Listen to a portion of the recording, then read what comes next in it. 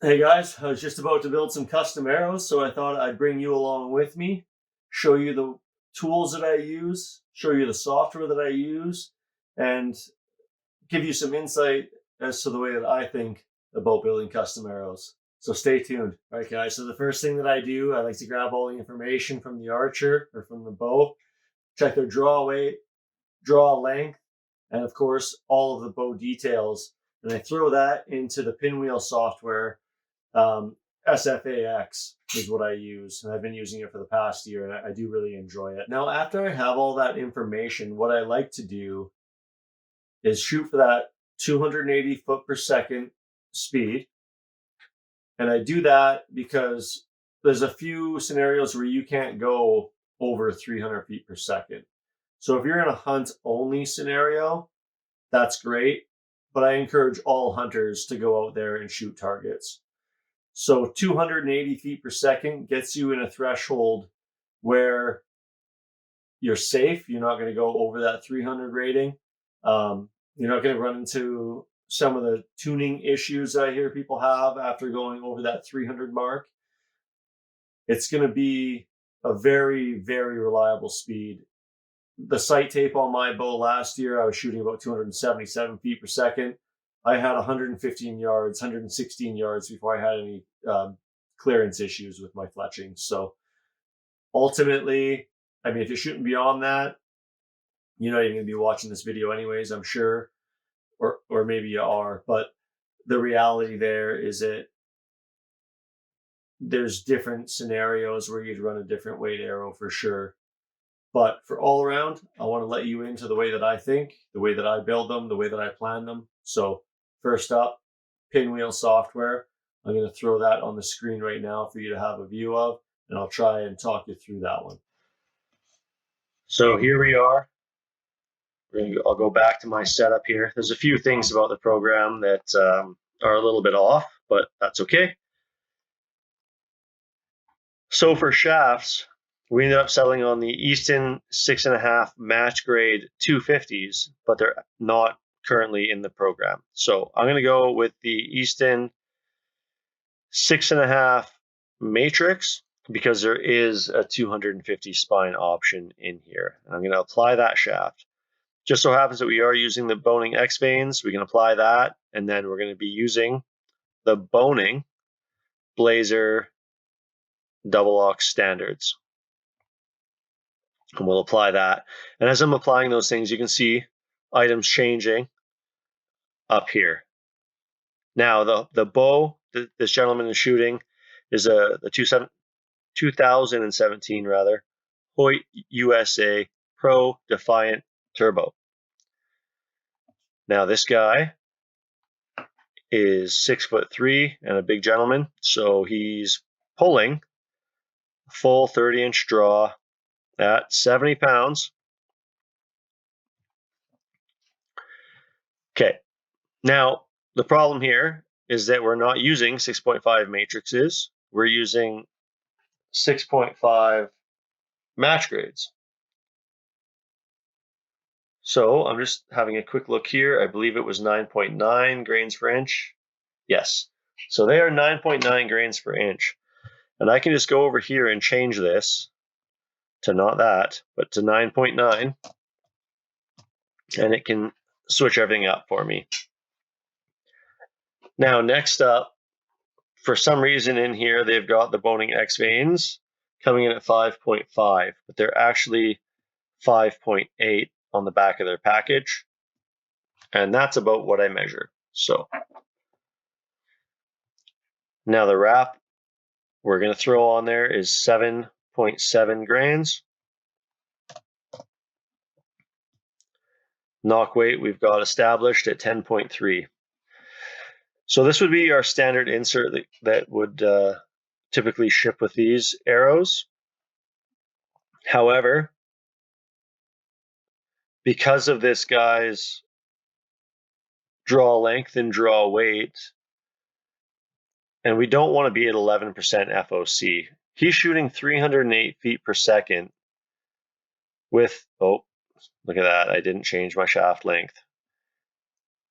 We're going to be running 30.5 inches just to keep it in the safe spot. So we're at 300 feet per second, just over. And this guy is going to be shooting targets, indoor, paper, everything target is my understanding. So we certainly don't want to breach that 300 feet per second mark. And we want to get that FOC up quite a bit. Now, one way to do that is to go up to 150 grain field points, which will drop them down to 290 feet per second. Nothing wrong with that. However, if he wants to get down to that 280 foot per second range, we bump our point weight up to 175 grains, or we could even go up to 200 grains of point weight. But these aren't always easy to come by, as I'm sure most of you know. 100 grains, 125 grains, and 150 grains are absolutely the most common sizes or common weights that we get. So if we can get a point weight of 125 to play right in the ballpark that we want to see it at by changing our insert weights, then he has the opportunity to go down to 100 grains or up to 150 grains to dial it in. So as we go up, we can see if we go with a 50 grain, and we'll take 25 grains off of this. So still 175 grains. He's still in the good for his dynamic spine, or within reason. His FOC is great, up at 17%, and he's still shooting that 276 feet per second. So that's a really viable hunting setup, in my opinion. Lots of kinetic energy. And then if he wants to go with a faster setup, he can go down to 150. Or if he wants to go even faster, he could drop down to 125 and still be within a good dynamic spine. Still have a very reasonable FOC. And he could even go down to hundreds. But now he's kind of getting into the stiffer side of things, and his FOC is not looking so good. So 100 is probably not the most realistic thing. However, 100 grains are the most common weight. Between 100s and 125s are the most common weights. So if we bump this up to 75 grains, now he's still within the good at 100 grains. His FOC is up to 13.9%, nearing 14. Total arrow weight's up there, 512, but again, his draw is 30 inches and he's shooting 70 pounds out of a speed bow. So 289 feet per second. So he's pretty safe there. If he's staying away from the 300 mark, so we're pretty happy with that. And then what I am going to recommend he try first is 125 grains. That gets us 283 feet per second, 537 total arrow weight, a nice 15.5% FOC, lands him right in the middle of that spine. It seems like the perfect setup. And then if he does transition into hunting for whatever reason and it bumps up to 150s up here, he's gained a little bit of kinetic energy. You can see there going from 125 is 95.4, going up to 150, 95.6. So not even that much of a gain because he's losing some feet per second there, which tells me that 125 really is a sweet spot for him.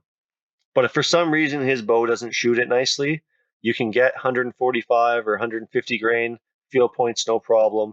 And of course, 100 grain field points are everywhere. So for this build, because of everything, all the information that we have here, we are certainly going to go with 75 grains of insert in this Easton 6.5. So the shaft length is something that varies by user as well. And I vary it based on the archer. If they're a newer archer and they haven't really figured out their grip yet, and they might do things a little bit differently here and there still with their front hand, I don't mind running that arrow a little bit longer, just to keep it away from their fingers, especially if they're going to go into a hunting scenario where they got something sharp up there. If they're an advanced user and they're very comfortable and they keep their fingers out of there, they're not opening their hand up on their grip. Maybe they're just loosely putting their index on the riser in the center or whatever. They're out of the way for sure. I don't mind cutting the arrow back. And so what I'll typically do is check like a minimum, and then I'll use the program and mess with that length a little bit if we got to run a much heavier insert. If we're going to a 100 grain insert or whatever the scenario might be, I can use that length to fine tune it a little bit. So the sweet spot there isn't as critical for me. Just keeping in mind running them long if they're a beginner or if they have an open grip, and running them back if you need to stiffen up that spine a little bit, but it's not quite enough to jump to like a 250. So that's typically the way that I do that. Unless someone has a preference, then I can make it work within their preference. All right, so after we figured out their arrow shaft length, inserts, approximate details as far as how many fletchings they want to run. If they want to run 3 fletch, that's fine. If they want to run 4, that's fine. We can make it work with different size fletchings depending on what they're doing. So if they're going to steer some broadheads, for example, using something in 3-inch, especially if they only want a 3 fletch, because you need some surface area there for your lift, right? You don't want your center of lift to ever cross over your front of center point. If that happens, your arrow's not going to fly at all. So when you throw a fixed blade broadhead up front, you definitely want more lift in the back than in the front, especially if you're not running a whole bunch of FOC. So bigger fletchings, if they're going to go with 3. And of course, if you want to go with a 4, you can run something like a 2.25 and a 4 fletch array to steer a broadhead pretty well. I ran those last year, and a lot of people I know did. You see a lot of people switching over to it. Then there's something like the Pro Max from AAE. These are great looking fletching, the shuttle shape rather than the X-Vein style. I can't remember, shield cut. So those guys are an option. Come in a variety of different colors. Some people have problems sticking different ones. I always use the AAE Max Weld primer pen with the AAE Max Bond glue, and I don't have any issues with anything sticking to anything. Again, here's some different color options. The Boning, X-Vein, 2.25s in an array of different colors. And then the AAE Max, a 2-inch. So if you start going down to something like this in a 3 or a 4 fletch, I would use this for like windier conditions, or if you're doing 3D and they're long shots, you might have a better time with 4 of these guys on there than 3 of these guys. Or if you're trying to really get long bombs, the low profile of these allow for more scope clearance. There's just a lot of things to consider there. There's also different weights of these things. So if you're shooting a lower poundage and you want to get some more FOC, going to a lighter vein is something that you'll be considering. Same with like these guys. So shorter, which is great for low brace height bows. That's another thing to consider. Sometimes when you throw a 3-inch on there and you got a 6-inch brace height bow or smaller, they'll have a tendency to run into your rest. Usually not so bad with 3-inch, but some of those other ones that are running up to 4-inch that you might buy on Amazon or whatever, they're not so hot.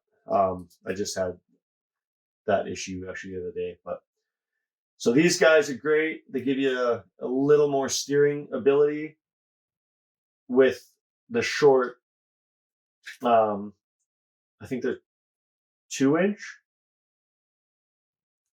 Doesn't even say. I'm pretty sure they're 2-inch. Yeah, they must be 2-inch. So a little more profile, gives you a little more lift in the back.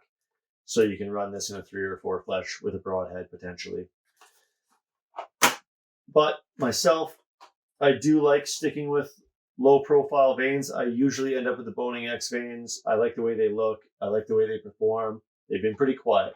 So all preference. Some of it changes depending on your circumstances. Arrow shafts and diameters is another mildly confusing component to arrow selection.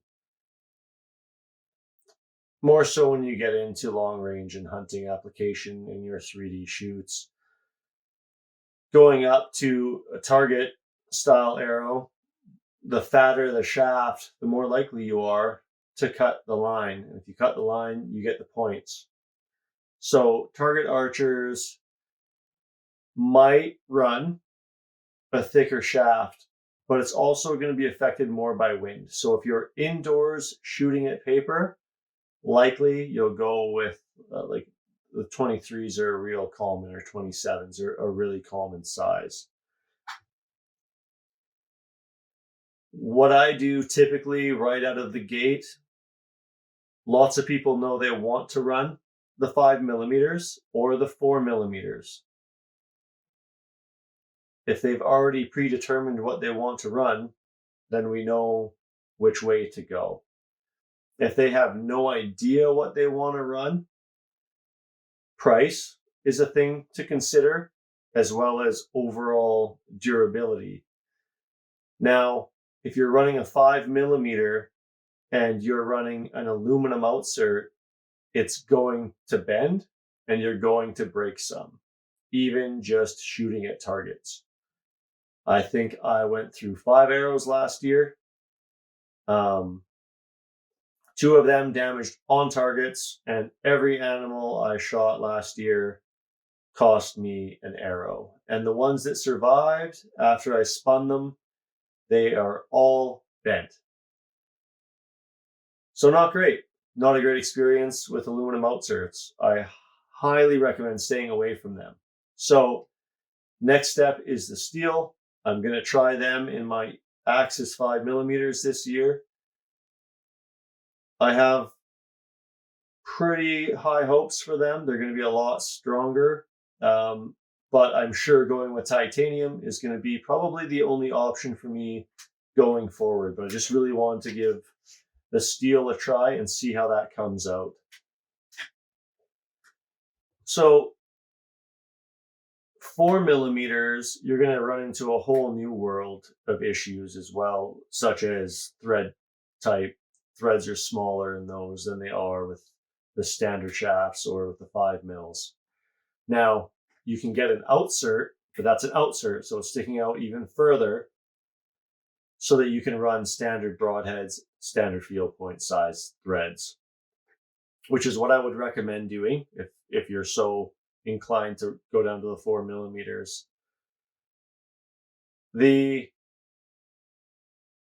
The thing there with pass through and all that stuff, sure, it's going to pull through an animal better. It's not going to be affected by wind as much, but you're going to be putting vanes on there, and you're going to have something on the front that are going to be affected by wind. So I don't know that that's a truly tangible consideration here. I think the 4mm look really cool. I think you want to put as much money as you can into those builds. Run the strongest outsert system that you can find. Don't skimp, otherwise you're just going to break them and throw all your money away. So with that being said, most people I recommend go with standard arrow size. The 6.5s are tough. The insert systems are plentiful. You don't need to run an outsert. There's just fewer things to go wrong with a 6.5mm. They're also in the center of cutting lines and being affected by wind, if that's a thing. So the 6.5 is a really viable option.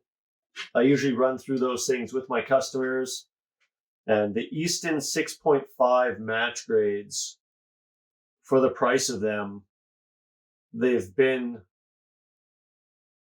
some of the best I've ever touched. I really enjoy them. I like selling them. I'm confident selling them, which I can't say for all. I've had a few mishaps with a few different arrows. And yeah, so this particular customer, we're going to run the Easton 6.5 match grade arrows. Now, as far as Nock goes, I really like the Boning Blazer. Now, if somebody comes in and they've already got their bow set up and they don't want to change their soft nocks or anything like that, then I'll find the Nock that fits the best for what they've got going on. String diameter or serving diameter is another thing to consider. These are all factors that are often overlooked, especially when you just purchase whatever arrows are sitting in the archery shop and that's what you run. So Nock fitment, as far as string goes, you want to be able to twist your string in there, have your arrow dangling off of it without falling off. You don't want it to be too tight, but you don't want it to be too loose either. So that's how I select my Nocks. Wraps obviously add some weight to the back of the arrow, so they're going to take away from your FOC. It's a preference thing. If you want to be able to refletch your arrows at a later date easily, I recommend using a wrap. If you're not someone that does that, and you're not looking for the aesthetics of putting something colorful on the back of the arrow to match your bow, then I probably wouldn't use a wrap. I personally don't usually use wraps. I do really like the way they look, and I do use them on a lot of the arrow builds that I do. Like today we'll be using these green ones we're going to be using on this build. Now, as far as glue goes, for wraps, I mentioned I do use the AAE Max Weld, and I use AAE Max Bond. I apply this to the fletching and then glue right after. It dries immediately, and then you can go ahead and fletch. So for the fletching jig, I'm using Last Chance Archery's Veinmaster Pro. I really, really like this jig.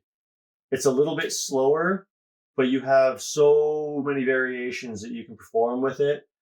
It's by far the most customizable out there. And that's something that I'm looking for. I don't fletch everything the same. I don't like using the same offset on everything. I don't like having it the same distance from my mouth. Some people have different face shapes. Sometimes you want to run the veins away from their face a little bit more, or if they suffer from short brace height but want to use a 3-inch vein, you do have to bring them back further. They're doing a 3 fletch array, like all of that stuff comes into play and is something to think about. So this offers all of that variation.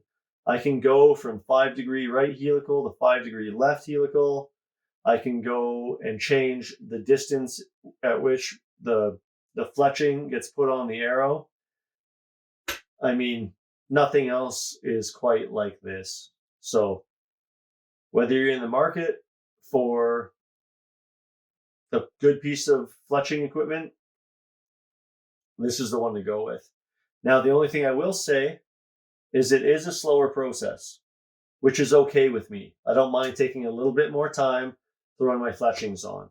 But I mean, it takes about, let's say, 15 seconds per fletch, maybe a little bit more.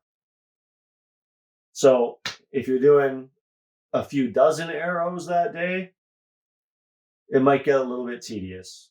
But if you're just fletching up 12, it's really, I enjoy it. Takes my mind off the rest of the world for a little bit. That Veinmaster Pro also comes with different bits so that you can go with a 3 fletch or 4 fletch. And there's a lot more details here for where you want your vein orientation to be and all that good stuff. I'm not going to go into too much detail about that. There's a lot of videos online about that thing. You can have a look. Yeah, there's some tips about being able to do like a 7-degree or an 8-degree with that piece of kit. And of course, that depends on how long your fletchings are. If you're running a 3-inch fletching and you're trying to get a 7-degree helical, likely it's not going to touch the arrow all the way in the jig.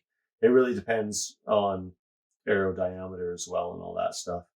If you're running something this big around, you can get a 7-degree, but if it's this big around, 7 degrees is going to bring you way, way out of the ballpark. So Something else to consider. So that's the fletching jig. For inserts, like I said, we're using a 6.5 standard from Easton. These are 75 or 50 grains. You just break that little piece off right there and you got 50 grains left over. For this build, as you guys saw, we're running the full 75 grains. You guys already know how I select that stuff. I showed you in the previous bit there. So now to glue in your inserts, I started using this Boning Cool Flex.